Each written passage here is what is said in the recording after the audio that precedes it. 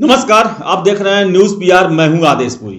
कल राज्यसभा में आरसीपी सिंह ने केंद्र सरकार से एक ऐसी मांग रखी जो कि सुनने में अटपटा लग रहा है। भले वो पूरा हो नहीं पाए, लेकिन वो बिहार के विकास के लिए काफी अहम हो सकता है।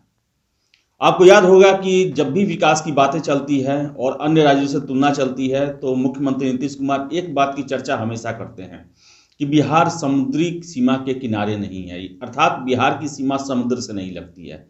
ऐसे में जो ट्रेड होता है, आयात निर्यात होता है, उससे बिहार महरूम रह जाता है और विकास में जो पोर्ट, जो बंदरगाह जो अपनी भूमिका निभाते हैं, उससे बिहार को बाहर रहना पड़ता है। ऐसे में आरसीपी सिंह ने बिहार को पोर्ट और समुद्र तट देने की बात कही है।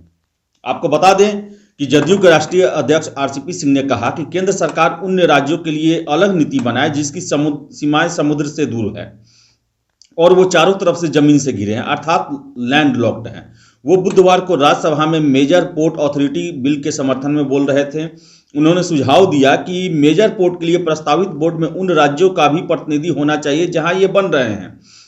इसके अलावा लैंड लॉक्ड राज्यों को भी प्रतिनिधित्व मिलना चाहिए। उन्होंने कहा कि ये पोर्ट आयात निर्यात में बेहद महत्वपूर्ण है। लैंड लॉक्ड स्टेट होने के कारण पूर्वोत्तर और बिहार, उत्तर प्रदेश, झारखंड जैसे राज्यों का अपना पोर्ट नहीं है। सिंह ने कहा कि लैंड लॉक्ड स्टेट भी समुद्र तटीय क्षेत्रों में अपना पोर्ट बना सके, विधेयक में इसका प्रावधान करना चाहिए। तो आरसीपी सिंह ने एक नई मांग रखी है। मुझे नहीं लगता है कि इससे पहले कोई भी स्टेट के किसी सांसद ने ऐसी मांग राज्यसभा में या केंद्र सरकार के पास रखी होगी कि जो लैंड लॉक्ड स्टेट हैं, यानी कि जिनकी सीमा समुद्र से नहीं लगती है, उन्हें भी समुद्र में पोर्ट बनाने का अधिकार दिया जाए, उन्हें जमीन दी जाए। अब देखने वाली बात है कि केंद्र सरकार इस बात को कितना सीरियस लेती है। और 9 ही राज्य हैं देश में जो कि समुद्र से अपनी सीमा जो है वो शेयर करते हैं। और नीतीश कुमार हमेशा इस बात को बोलते हैं। जब विधानसभा चुनाव चल रहा था तो उनसे पूछा गया तो उन्होंने कहा समुद्र से हमारी पहुंच नहीं है, जिसके कारण हम चहुमुखी विकास नहीं कर पाते हैं। जितना विकास अन्य स्टेट जिनकी सीमा समुद्र से लगती है वो कर पाते हैं, वो हम नहीं कर पाते हैं।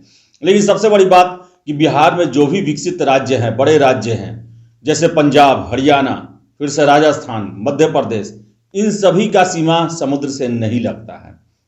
बावजूद इसके ये देश के बहुत ही विकसित राज्य हैं, आगे के राज्य हैं। तो बिहार ने एक नई पहल की है कि उन्हें समुद्री सीमा पर पहुंच मिले, वहां पोर्ट बनाने के लिए अधिकार दिए जाएं।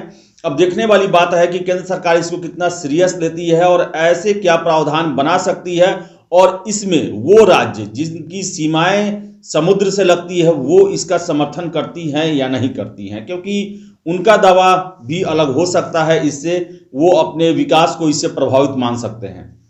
अभी तक बता दें आपको हम कि जो लैंड लॉक्ड कंट्री हैं, जैसे कि बिहार, जैसे कि देश के ही पड़ोसी देश नेपाल और भूटान के लिए भारत ने पहुंच बनाया है कि वो समुद्र से अपने आयात निर्यात कर सके। जैसे कोलकाता का जो पोर्ट है, बंदरगाह है, वहाँ से नेपाल के लिए सामान जो है आते हैं, जाते हैं, और वहाँ से नेपाल की गाड़ियाँ आती हैं, उसको ट्रांसपोर्टेट करके ले जाती है अपने देश में। इस तरह भूटान के साथ भी ऐसे ही कंडीशन है, क्योंकि ये दोनों ऐसे देश हैं जहाँ पर उनकी समुद्री पहुँच नहीं है।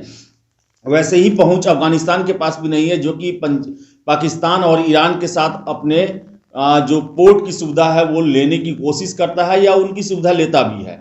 अब बिहार ने एक नई पहल स्थापित की है कि देश के जो भी राज्य जो लैंड लॉक्ड हैं वो उनको भी समुद्री पहुंच मिले, ताकि वो भी समुद्र के माध्यम से अंतर्राष्ट्रीय आयात निर्यात और व्यापार में भाग ले सकें।